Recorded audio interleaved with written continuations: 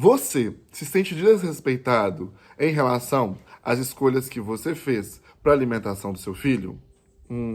Prazer, meu nome é Vitor Prata, sou nutricionista aqui na Vita Nutrição e especialista em nutrição infanto-juvenil. Aqui a gente vai bater muito papo sobre isso e eu vou dar um exemplo prático. Você que escolheu não introduzir o açúcar até os 5 anos de idade, já sentiu aqueles olhares? Ou então alguém oferecer do açúcar para o seu filho escondido? Isso não é bacana, né? As pessoas ainda não respeitam muito as nossas escolhas. Eu vou pedir para vocês uma coisa. Caso vocês queiram assuntos sobre essa temática infanto-juvenil, curte aqui, compartilha e deixa muitas perguntas. Eu adoro bater papo com vocês. Ah, e não esquece de se inscrever. Eu vou bater um papo com vocês leve, mas muito importante. Algumas coisas para nós, profissionais que trabalham com crianças e adolescentes, são muito corriqueiras no consultório. E é estranho para os profissionais de saúde como algumas doenças são vistas como doenças e são tão relevantes na sociedade, e como outras que têm impactos às vezes muito maiores são vistas de formas menores. São vistas como proteláveis. E aí eu quero trazer para vocês hoje uma reflexão sobre obesidade infantil. Não pensando simplesmente no corpo gordinho dessa criança, que deve ser valorizado, enaltecido, cuidado, tutelado. Lembrando que a criança não é parte dos pais, tá? É um sujeito à parte.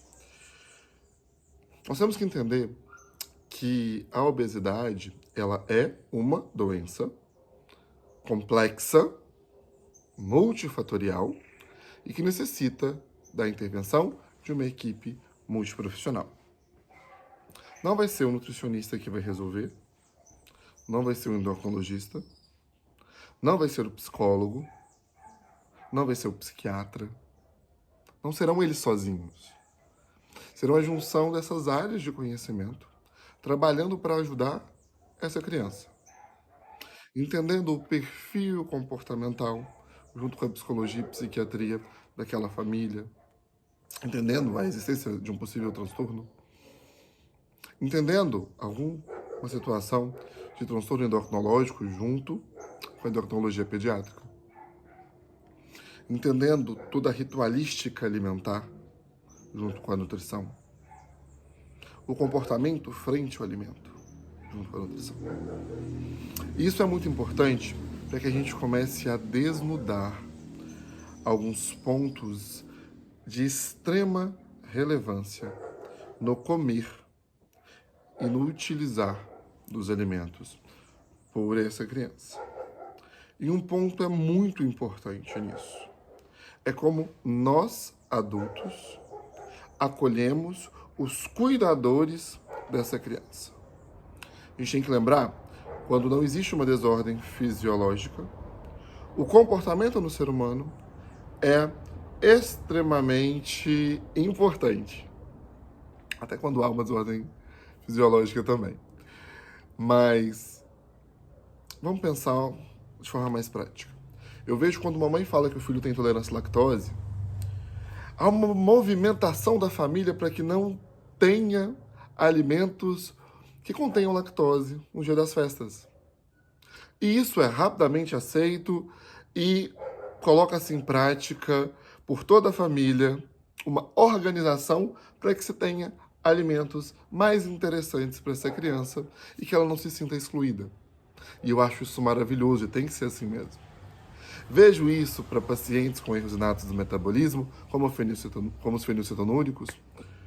A gente vê isso também com as crianças celíacas.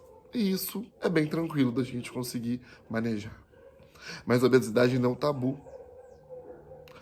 Para a criança, na sua fase pré-escolar e escolar, é tido como algo que vai passar, como algo que vai ser transposto. E é interessante entender como as pessoas pensam dessa forma. Na adolescência é um grande problema. Do ponto de vista comportamental, do ponto de vista de julgamento do corpo dessa criança pelos colegas e que tende a reverberar na fase adulta. Mas a essa eu não vou me prolongar. Vamos ficar ali com a criança e com o adolescente. Quando essa mãe chega ali com seu filho de 10, 12 anos e solicita para a família não ofertar doces, existe uma resistência muito grande. E falas do tipo, mas é só um docinho. Mas vai passar. Daqui a pouco ele cresce. Mas a questão, gente, é que a doença, ela é extremamente complexa. E essa criança precisa de ajuda, não de culpabilização. Não de uma visão vexatória do próprio corpo. Não de brincadeiras e bullying da família ou escolar. Mas de um acolhimento. E o acolhimento, tal como foi feito pela família, pela criança com intolerância à lactose. Por que não ter opções mais saudáveis? Por que não trocar aquela torta de chocolate por uma salada de fruta? E eu estou falando isso porque isso é muito incidente na vida da criança, no nosso contexto sociocultural. Pensem quantas vezes vocês não ofertam doces para as crianças que convivem com vocês. É habitual na nossa sociedade. Lembrei de fulano, vou levar algo para comer. Não que o comer seja o mais importante, o mais problemático, mas esse comer está gerando um determinado problema. Como nós, enquanto rede, vamos atuar para que haja uma melhoria do padrão alimentar dessa criança? A salada de fruta é um ponto, mas nós temos vários outros pontos que podem ser explorados e devem ser explorados. Exemplo, quais são as atividades desempenhadas? E a educação física é riquíssima, né? Os educadores físicos podem trazer várias opções para a gente. Porque em vez da gente ir em um lugar para poder comer e brincar, numa rede de fast food, que associa um brinquedo ao alimento, a gente tira um dia para um piquenique, também com o alimento, mas em uma cachoeira, jogar futebol, empinar uma pipa, para reconexão. Reconexão para com o alimento, para com a natureza, para com a família. Não é para ser prazeroso só comer. Os prazeres também se encontram nas relações. Muitas das vezes, existe uma dificuldade da criança de trazer para fora o que acontece no seu universo pessoal. E a comida, muitas das vezes, é o prazer a qual ela consegue ter mais acesso.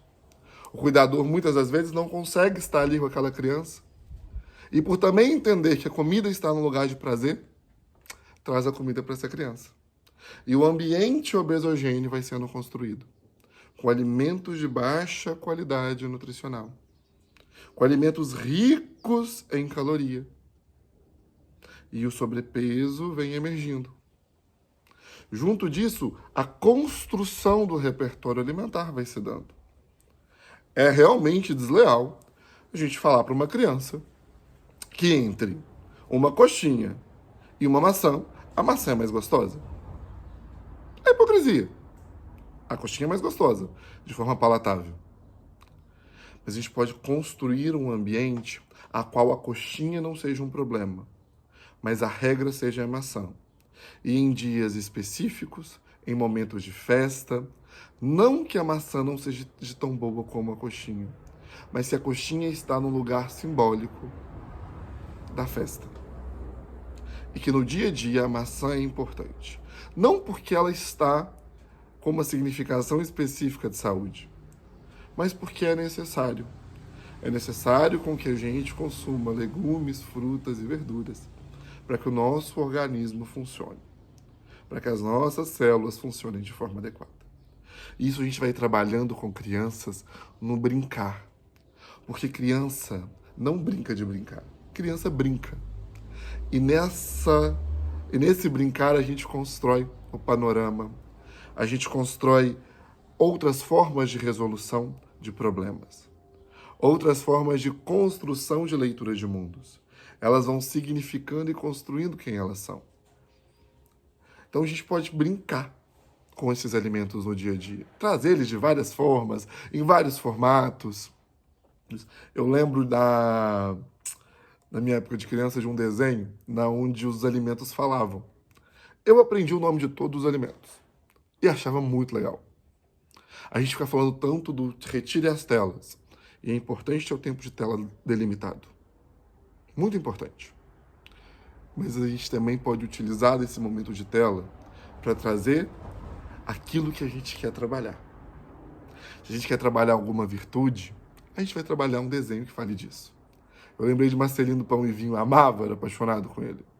Mas se eu quero aumentar o repertório alimentar, no caso de legumes e verduras, existem desenhos com frutas, legumes e verduras, que depois eu vou trabalhar em uma oficina com meu filho, com a minha filha, com meu sobrinho, com meu priminho. Atividades sensoriais, como, por exemplo, brincar com a tinta, desenhar aquelas frutas e legumes, elencar quais que ele gosta mais, focar menos no corpo, mas entender, nós adultos, que nós precisamos de melhorar a composição corporal dessa criança para que ela tenha uma tranquilidade no seu desenvolver e nos seus demais ciclos de vida. Nós temos essa responsabilidade, nós cuidadores. Eles devem brincar, eles devem viver. E para isso nós precisamos estar ali junto deles. Então, a gente precisa de entender qual é o nosso lugar. E entender que obesidade e sobrepeso não passam. Não de forma idealista.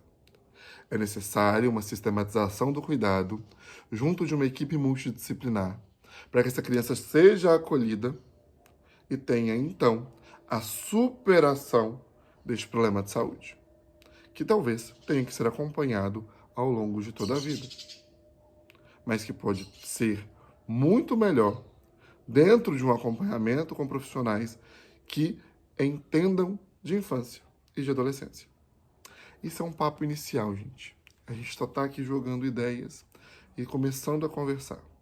Nós podemos ficar 1 hora falando só de diagnóstico de obesidade em crianças. Eu consigo conversar com vocês aqui durante 1 ano e dar um curso inteiro de como construir cardápios infantis. A gente já tem pouquíssimas metodologias de construção.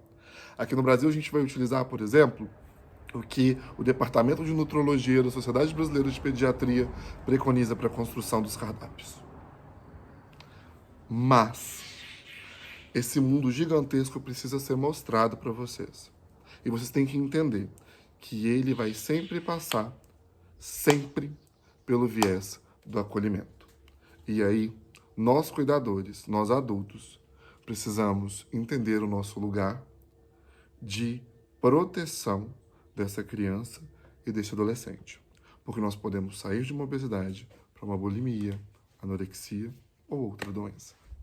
Então, foi um prazer conversar com vocês e espero com que vocês venham estar mais perto de nós, para que a gente possa discutir vários outros assuntos. Deixe aqui embaixo as suas perguntas, deixe o seu like caso você tenha gostado, e bora conversar, tá? Se inscreva no canal, faça parte da nossa comunidade, porque nós queremos realmente construir conhecimento de forma empática e de forma respeitosa. É para isso que a Vita existe.